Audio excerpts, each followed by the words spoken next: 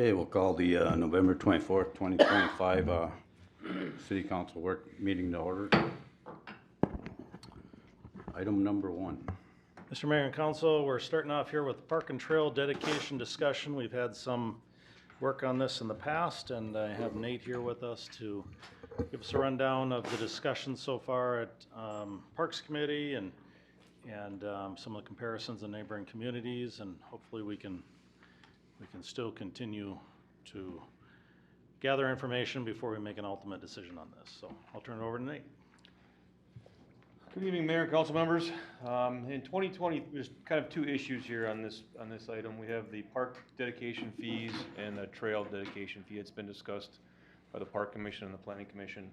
In 2023, the Park Commission and City Council changed how we do our park dedication fees in lieu of park dedication land to a flat rate per lot. At that time, it was $2,000 per lot for single-family homes, $1,500 for multi-family homes. At the work meeting, the City Council wanted to talk about maybe raising that rate. So we brought it back to the Park Commission. At that meeting, they discussed it some more and recommended going up to $3,500 per lot and leaving the multi-family the same at that time. So that's kind of back before you. To change the park dedication fee, all we need is a recommendation from the City Council, and we'll put that in the fee schedule for 2026, and then you'll officially vote on that when we do the fee schedule change. So there's nothing too formal that we have to do for that. We also have on our trail dedication discussion, I handed out a piece of paper here. It wasn't included in your packet. It got skipped. We double printed something, but it's section 66-165 of our city code, and it requires all new developments to have a trail built with the new development when it goes in. The number of trails, where the trail is decided by the zoning type and then what kind of street it's on. It's included in that chart there that I handed out. This was passed in 2008, and right around that time, there was actually, I think, a little before that, 2007, the housing market crash happened, and they kind of went away from enforcing this. The city councils were looking to get development in here. This was kind of just put on the back burner. So a couple developments went in where they did not require this. The city council can decide not to include this. The Park Commission wanted to make it fair for everybody that if they don't include it, they should have to give up something else like we do with our park dedication. So they recommended doing a trail dedication fee. So either if you don't build a trail, you have to pay a certain fee for each lot like we do with park dedication. They recommended $1,200 at their initial meeting, and then at this last meeting they recommended maybe bumping it up to $1,500. And so it'd be $3,500 for the park dedication and another $1,500 for trail dedication on a single family lot. So $5,000 would go into those funds, and they can only be used for park development. They cannot be used for anything else. Maintenance, stuff like that, it cannot be used for. So it's a dedicated fund that's set aside. We do not have this fund set up. If we want to go that route, we'd have to change the city code, and it would require doing a public hearing and the whole rigmarole. So that's the recommendation from the Park Commission. We brought it to the Planning Commission in October, and they agreed with those recommendations. So now we're bringing it back to you guys to see if you have any discussion and where you want to take it from here. I'm just going to say, I know trails are expensive because of that trail they started on Baton. That was crazy. I couldn't believe how much that path cost. So, and I am surprised that we don't, if this came about in 2008, I'm surprised that it didn't get monitored more after the housing crash in the last 10 years maybe. We've had a lot of development and none of them have sidewalks that I could see. The only ones that we required it on were Viking Preserve, Viking Meadows, and Elevage. So they have sidewalks in there and then additional trails. Yep. Yeah. So a lot of the other ones were like there wasn't a lot of development from 2008 to 2015. We didn't have any developments taking place. And Whispering Aspen has put sidewalks into the second and third edition. from 2008 to 2015, we didn't have a single development come in, so this was, they were just kinda looking, kinda hoping for development in a few instances. The one on Baton, the developer did put that trail in as part of the development, but they used park dedication money to help pay for that. The city has paid for 2 other sections on there. Our staff built the last section mainly by themselves, and we paid a paving contractor to pave it. So we did 1 block, and it was about $25,000 to do 1 block. It has 2 concrete ped entrances on each side, but, so it's not cheap. No. And to build all these trails, it also requires maintenance from the city down the road. So if it's in a development where it doesn't make sense, why require it? At some point, we're gonna have to go in there and fix it, plow it, whatever, so. So my question is this $1,500 enough? I mean, that means the city's gonna end up having to cover what they don't cover, one way or the other. $1,500 would not be enough to build the trail, no. No, that's But you could what- build up a fund to build trails where we actually needed them and use them is kind of the thought from the park commission. And make it reasonable so it's not, we're not charging these developers way over what's expected. Looking at some of the other cities, if we had Ramsey on here, they were charging $1,575 per unit. Andover was $1,076 per unit, and City of Chisago is $450 per unit. A lot of cities don't charge a trail fee, they just include it with their park dedication fee. Or they have them build the trail when they put the development in, so. Well, I think it's very important that the city itself acknowledges the fact that we are a true buffer zone for the metro, okay? We're one of the last cities that has the amount of land and the developments that we do have under our control and into the future. We need to not cut ourselves short. I mean, this is a unique and special place to live. We've seen what our Parks Commission can do with limited funds, and I'm talking limited funds, and they've done a wonderful job. We need to start building up these funds so we have for a rainy day, so when the need comes to put these trails in where they're needed and hook up, we can do it. I mean, we don't have anything to work with right now. And with the prices that we're currently charging, we're not gonna make any headway whatsoever. And you're right, the $1,500 is not gonna cover a trail in somebody's front yard, we know that. But a lot of these places aren't gonna need these trails. And with a fund and starting to build up a fund, it gives us a little bit of a cushion and allows us to plan a little bit better for the future. I mean, we can always adjust, but I think we're really selling ourselves short on the type of city and what we have to offer developers and residents moving here. So I'm all for this new change. I'm all for it too. I just honestly don't think it's enough. I think that our taxpayers are gonna end up funding a lot of trails and stuff. I think we should be as high as anybody else, because people are doing serious complaining about their taxes already, and if we do anything more, they're gonna go crazy. So I think it should be the absolute highest for developers, where the taxpayers are not supplementing. Is Ramsey the highest? From the ones we looked at around here, yeah, yep, And they're at $1,575? yeah. And the council can also require any development to put these trails in too. This is in our code, they can enforce this. That's always an option too, to actually construct the trail.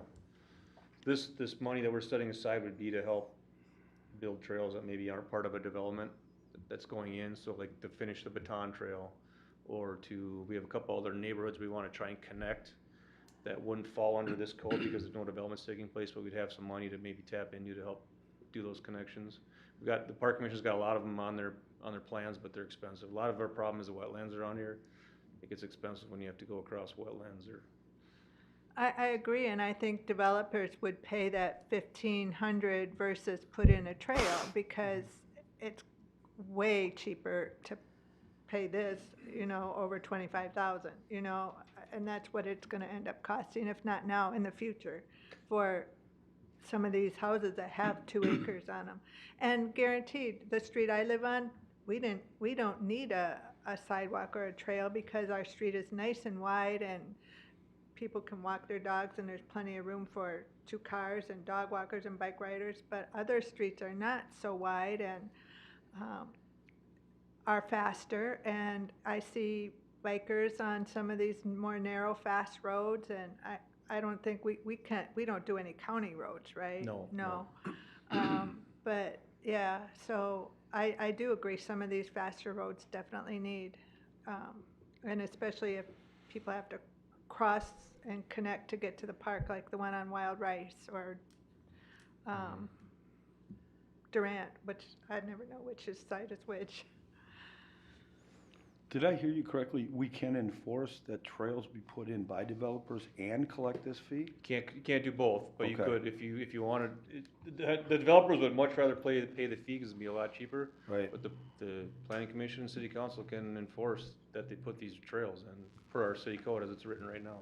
We don't have any developers that we've had put a trail in yet, have we? Well, Elevage in those ones we have Elevage, Viking Preserve, Viking Meadows, and Whispering Aspen has put some of it's sidewalks, some of it's trails, so there's kind of a breakdown of how it's, but those 4, the higher density ones, it was a lot easier to enforce because they're a lot more useful. There's a lot more people, the yards are smaller, and we're trying to get connections for people to get places without having to walk on a busy road. We do have I don't have it with me, but we do have a master plan that shows all the trails in the city. It's in our comprehensive plan. So we kind of look at that when development comes in, the park commission makes a recommendation if a trail should be built. But it's always up to the planning commission and city council if they want to see these enforced, so. What we're looking to do is if it's not enforced, at least we get something as a trail dedication fee, so there's a little bit more even of a balance between developments, I guess. I have a question though. Is there still a plan for Anoka County to connect all the cities, East Bethel, Oak Grove, on the county roads?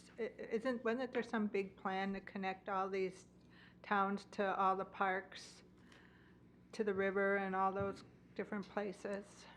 So they have I can pull it up real quick. They have a countywide master trail plan. It's funded through, Matt, you might be able to answer this too, the heritage money, it's from the lottery money. It goes into a fund, and it's doled out by the Met Council to the counties control it, but they use it to do their regional trail plan. Let me pull it up here real quick.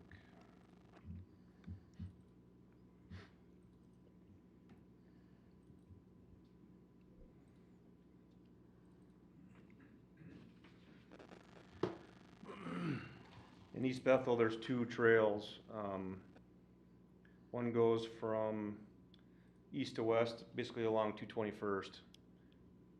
That's their planned trail. That's the North Regional Trail. It would connect Lake George, come through Anoka, or Oak Grove on 221st, cross 65, right past City Hall here, and eventually connect up to Martin Lake Park in Linwood.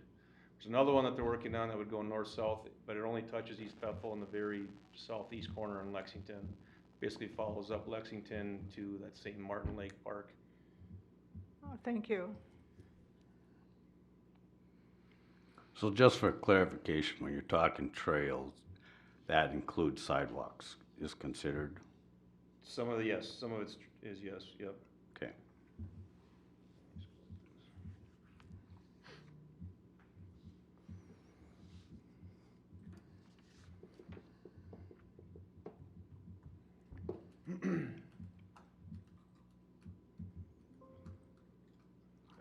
Nate, these 3 developers that are doing this at this time, was there any negative by them? No, they were all for it. It was a benefit for them, I think, to have trails in there. We did a park survey a couple of years now. It's been over a decade ago, I guess now. The number 1 thing we got on there from people was they wanted trails. Number 2 is pickleball courts. So that's kind of what the park commission is focused on. So this blue line here on our comp map is the North Regional Trail. So here's City Hall. But over here would be Lake George, and it crosses over I actually have a big printout from Anoka County too, we can look at if we need to, but, and then the other one just connects just this last little piece right here.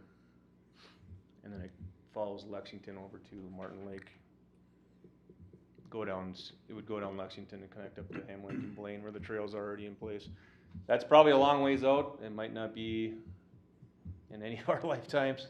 They do it when they do the roads, when they widen the road, they do the trail at the same time.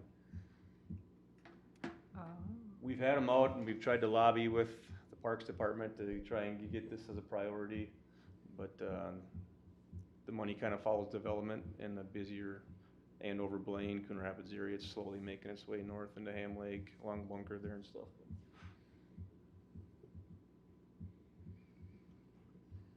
The city had a plan then to connect Booster Park by going to Baton out to 229th and then the Fish Lake Nature Trail area here.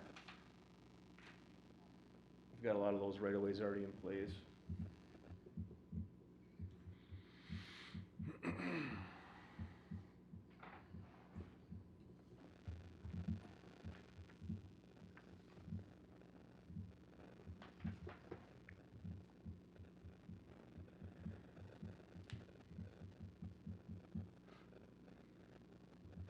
So some direction from you, are we thinking we wanna do the trail dedication fee? It would require an ordinance change. So it'd be just like park dedication fee, trail dedication fee in lieu of land on new developments, if the city decides they don't want the trails built. I'm definitely for it. I'm for it. Yeah, definitely. Yeah, I believe we should. So what we'll do then is we'll do a red line ordinance and have a public hearing and bring it back to city council at a later meeting for Perfect. official approval then. How about the park dedication fees? Are you okay with the recommendation from the Park Commission and Planning Commission of $3,500 per lot, or you wanna see that changed at all, or? I think $3,500 is a good start because we can always go through this in a year or two if it's not working. Yep, once the trail dedication fee is in there too, it's really simple, then we just adjust it with our fee schedule. Yeah. So we can bump that up and down from year to year if it seems too extreme or we're too short. It's a pretty simple change after that, so. All in agreement on that? Yep. Yep. Sounds good. Okay, thank you, we got what we need, we'll bring it back. Thank you. Thanks, Nate. Holding tank. Yeah, Mr. Mayor and Council, I wanted to bring this forward for discussion. We have Route 65 that is, let's see if I can get to the right thing here. Route 65 located right here. Brad is in the process of renting out this portion of this building that has a kind of a failed septic system or a failing septic system. He wants to put in a business that prepares food for schools and things of that nature, catering type of business. And as we know, the sewer and water is kind of located up in here. And to bring it, down would be significant money right now to try and connect this up. So the options on the table are require a hookup to city sewer and water. And historically what's happened is city sewer and water, and for existing businesses, the city bears that cost to bring it through. But for new developments, that would be the cost of the developer. So it's maybe $150,000 or something like that to bring city sewer and water to here. The other option is a holding tank, which would be around, I was talking with Classic Construction, around $10,000, and I'm not sure exactly what that covers, but that would be a temporary solution. Currently, right now for Route 65, he is pumping out his tanks regularly, and this would just be another tank to pump out. There would be one bathroom in here. It wouldn't be used that much. There's not going to be a whole lot of discharge at all going in there. This is more of a food prep sandwiches and things of that nature, so no real cooking. Cooking will happen down here if it needs to. And so I just wanted to bring this to you. We've had some discussions. You know, we've looked at all the options in terms of, you know, what it would cost to bring it down to this corner, to help out this development. This development here, and we're talking, you know, with a road from the roundabout up here coming through here and the extension of sewer and water, probably 1.5 million, somewhere in that neighborhood. So it's kind of a costly proposition, and so we were even trying to investigate, okay, if we could get it down halfway, then it's half that cost, you know, trying to alleviate some of the costs for the potential developer. None of that's kind of coming to fruition. So wanted to just bring this to you, get purposes of head nods. If everyone's in agreement that in order to help Brad out right now in the short term rather, to install a holding tank here, temporary holding tank until such time as there's sewer that comes through, which case he wants to hook up, love to hook up. But again, it doesn't kind of take care of, even if he was interested in trying to bring sewer through, it would be significant time to try and get that done. Not necessarily in the timetable of getting this business up and running. So you can look at it from an economic development lens if you want to, helping out an existing business, filling space that's vacant right now. And there's the easy button, you might say, for the holding tank, and then there's, you know, more difficult options from there. You said he had a failing septic system right now? So what does he have, another holding tank that's going, or? no, so there's a septic system that's here that was put in the 50s, and everybody is pretty confident when tested this will fail.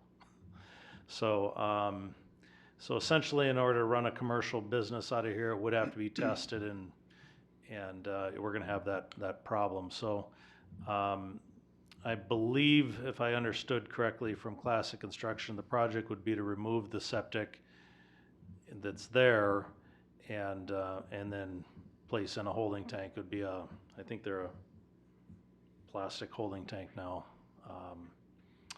Inexpensive, but provides an immediate solution to the challenge that they have. Allows him to, you know, set up shop and get going right away. I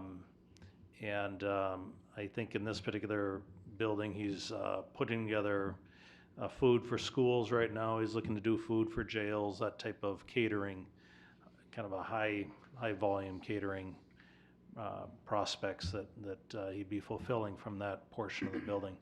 But anyways, I just wanted to bring it to everyone here for sake of discussion, and see what your input is on it. So he's gonna pay for the holding tank, right? Yeah. Because you said something to the effect that when the sewer water comes down, it's all on the city, and businesses don't have to pay, because in the past, the businesses that are hooked up had to Yes. pay big money. Sorry, the businesses have to pay a SAC and WAC fee to the city, and they have to pay a SAC fee to Met Council to hook up. Right. But in terms of the main line going by, the installation of that line and everything else to existing businesses historically has been paid for by the city. Unless it's going to a new development, such as the Osborne development here, then it's generally a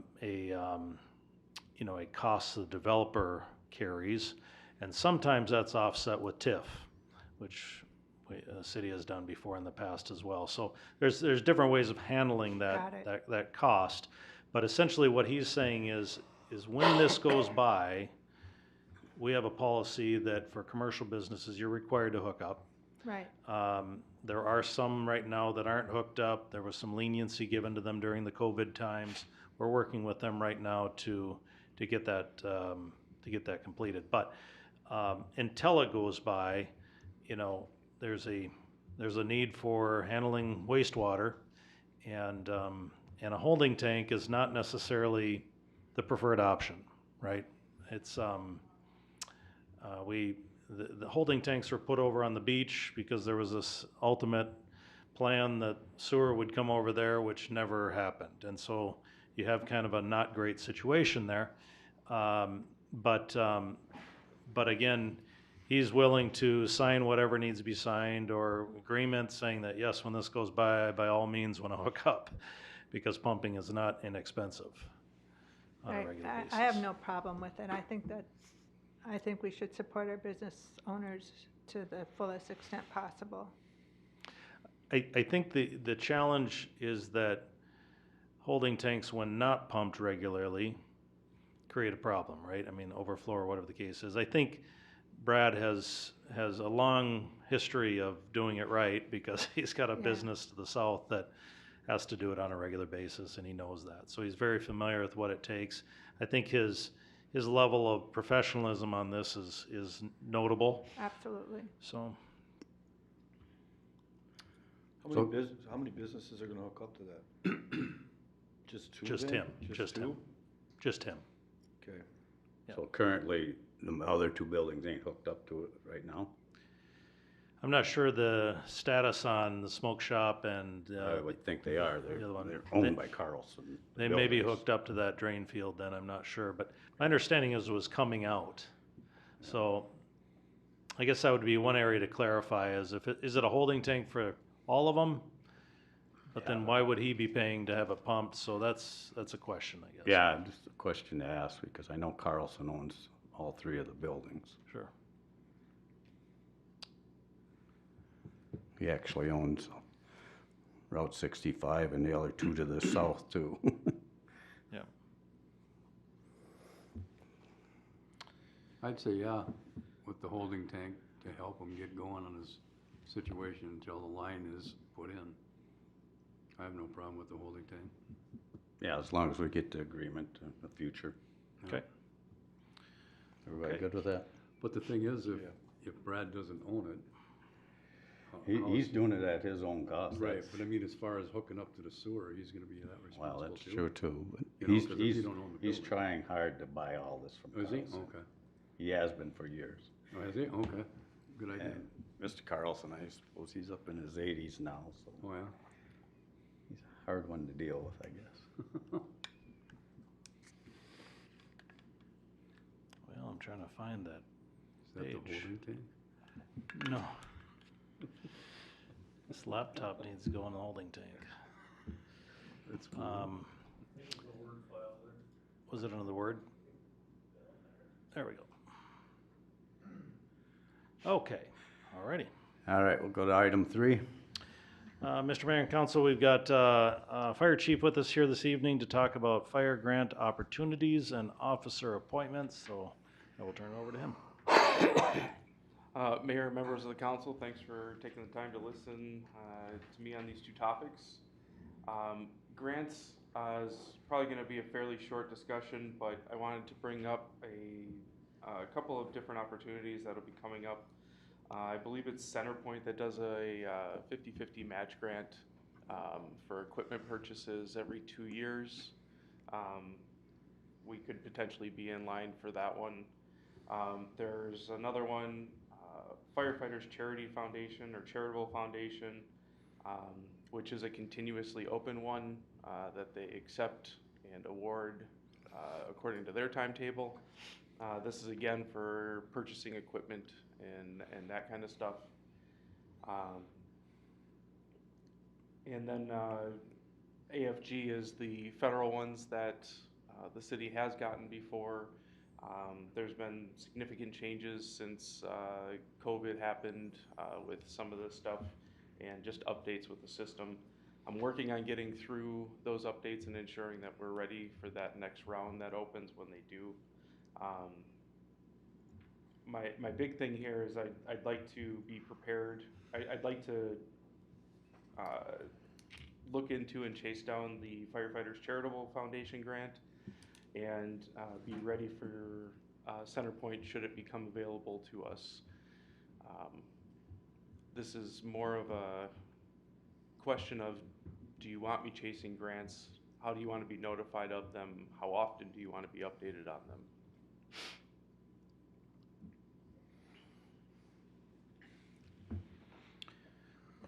So, Mr. Mayor and Council, there are two categories for grants, the easy grants and then the federal grants, which are gonna be the difficult ones.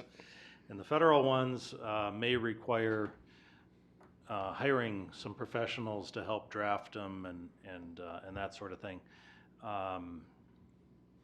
They're generally a lot larger than the easy grants, but that's part of the question, is to what level do you want us to pursue these? Well, I am all for grants. Personally, I think it's a great way to get a little extra funding for some of the extras that we need. But I would like to know, make sure it's for stuff that we really need, not frivolous stuff. So if you're going to do it, I would want to know you're doing this grant for X, Y, and Z. expired uniforms, fight gear, or, and not for, well, these are our radios are really good, but these are really nice because they got these extra features, just frivolous stuff, or, top of the line versus what we got is okay kind of stuff. Yeah. Just having been here for, coming up on 6 months and looking through the equipment and stuff, there are some things that are in need of updating and replacement. Some of that we have funds available through the budget, and some of the other things it would be wise of us to try and pursue, for some of the bigger purchases. One of them being extrication equipment. Yeah. We're looking at between $40,000 and $50,000 for a set of extrication equipment. So pursuing, grant opportunities for something like that would be something that's going to benefit the city. It's not a nice to have, it's something that should be updated. Our citizens depend on us to have that kind of equipment available. We do have it. It is operational. It's not broken. That's not what I'm saying. But as technology advances and that kind of stuff, some of these things should be considered. Yeah, and I've seen some of this stuff. Some of the stuff is definitely outdated. Some of the stuff is being held together by tape and threads. That's an exaggeration maybe. But so I agree, the outdated stuff, even though it does work, is one thing, but I guess if it was bought 2 years ago, but there's a really nice one, then we probably wouldn't need to replace it. But if it's 10, 20, 30 years old, I think there's a good reason for it to be replaced. I would agree with that. I know I've had conversations with the chief too, and there's wants and needs. And everybody likes wants, but he knows how I feel about it. If we need it, and he can show us that we really do need it, especially if it's safety for our firefighters or Right. residents or whatever, we'll work like crazy to help do that. Yeah, and I agree. I think this is kind of in your expertise, so to speak. I mean, if you think we can get something and we have a good shot at it, you would know. I mean, we want you to go after every grant possible to relieve our residents from having to pony up a lot of stuff. But at the same time, I don't know if we can get it, we can't get it, we got a shot to get it or not. But if you think we can get some of these things, it's well worth our time to try. Okay. Federal grants are great. I mean, it's great for your big ticket items. I believe I was the last one to write one. We got one back in the early 2000s for $266,000. It covered gear, covered ACBAs and radios. And Michelle Bachman was here and presented the check to us. Cool. It was a great deal, but writing them, it's a technique. You can write the best one there is, but there's rubbing shoulders behind the scenes here that really gets it done.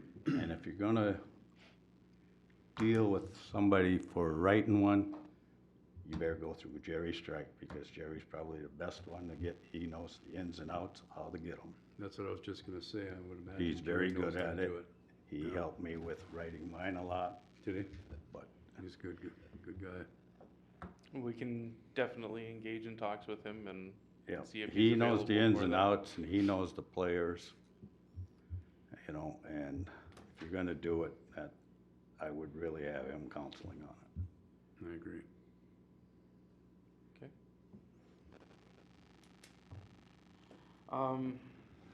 The next topic is officer appointments.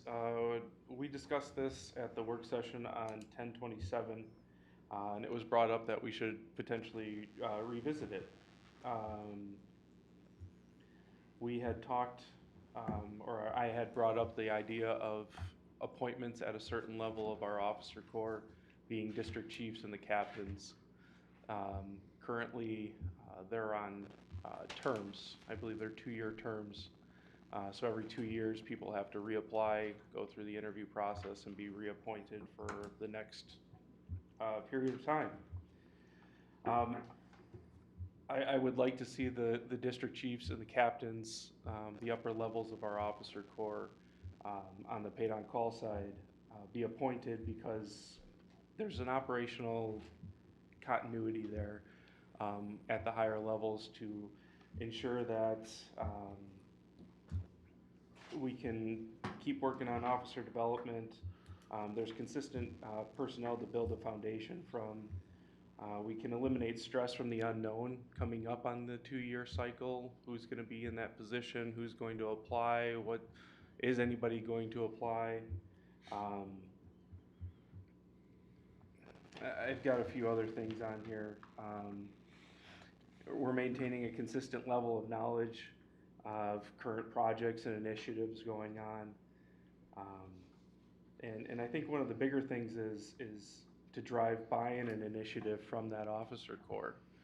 If we start to work on an initiative and people are coming up on 6 months left of their term and they don't know if they're going to be able to see this through, or they don't know if they're going to reapply or that kind of thing, are they going to be pushing to have all that stuff done, or are they going to be able to invest the time to carry those projects forward?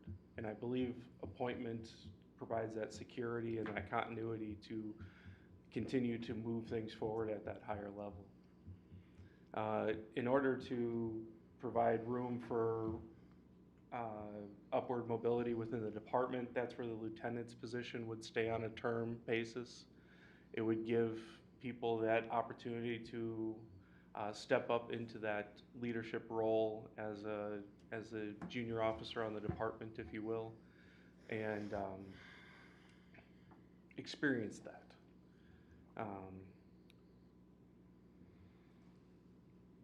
The officers that we have currently are doing a fantastic job. They're taking on tasks and initiatives and getting involved, and it's been great to see. And I want to continue to see that as we move forward, and I don't want there to be any other potential hiccups. So that's where this discussion came from originally, just kind of recapping stuff that we talked about, but I wanted to bring it back up here for further discussion from. Let me ask a question, I don't remember. After that 2 years is up, they're automatically done, or they can be automatically reappointed, or how does that work? They would have to reapply. We would go back through the interview process, because with that opening, anybody could apply for the position that's open, and then we go through the interview process and come back before the council for appointment for that term. My thought is that I would be okay with extending the term to 4 years versus 2, but to just appoint them, because I look at it this way, as I was on the fire department in Bethel, and that was just me, that I wanted to be an officer.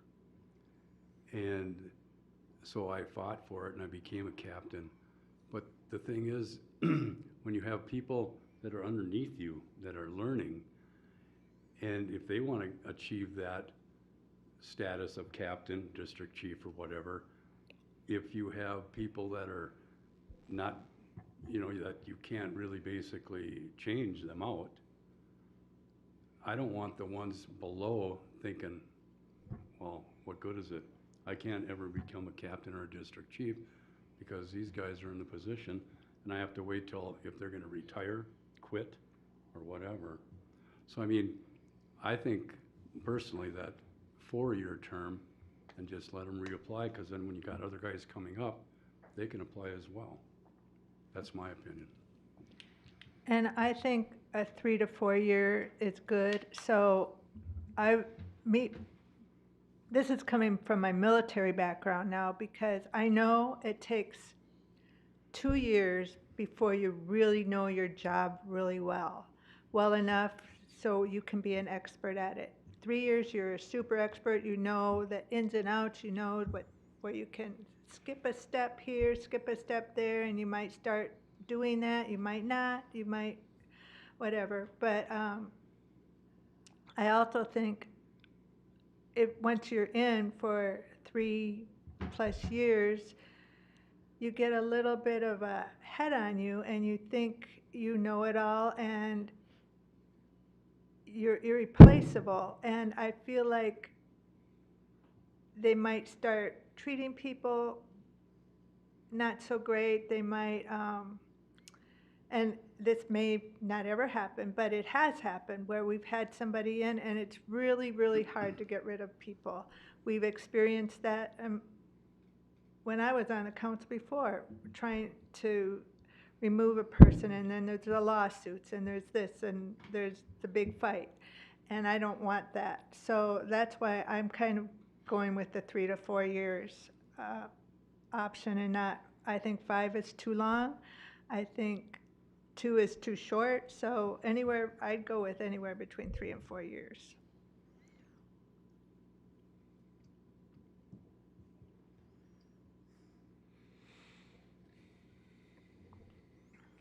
I'd make sure you stagger them too, so that you ain't got them all coming up at once.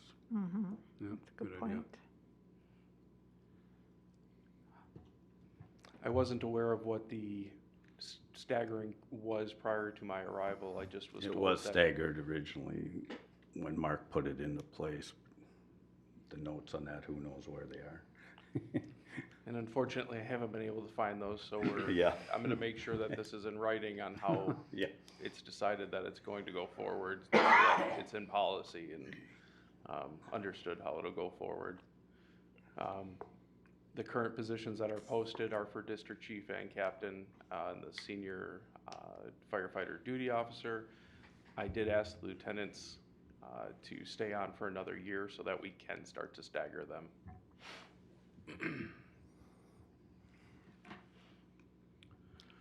So, what do you guys want to recommend for them? 4 years is what you want? I'm good with I'd say 4. 4. Do the 4 and then, like I say, stagger them so that you ain't getting all new people all at once. I mean, we have a great fire department now, and I just don't want, it could possibly happen, you know, if people are not knowing they don't have a chance to get that position because it's permanent, they could go elsewhere, and I don't want that to happen. I want them to be able to think that, hey, I can apply next time, 3, 4 years, whatever it is. It's a motivator. I understand. I'll put it into policy and make sure that it's documented where we can all find it, and we'll move forward with that. Perfect. Great, thanks, Chief. Thank you. Sounds good. Item 5. Mr. Mayor and Council, wanted to bring up a discussion here about a veteran hunt possibility.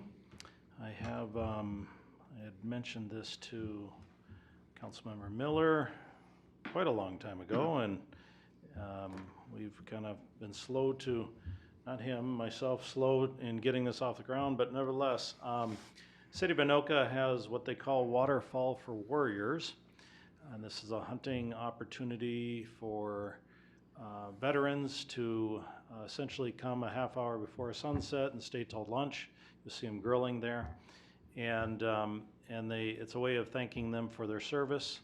And what I noticed, I've attended some of these and volunteered at some of these, and what I noticed is these dates that they have, they're always filling up. There's a combination of youth and there's a combination of veterans that come to these events, and it's never enough, right? There's more demand than there is supply.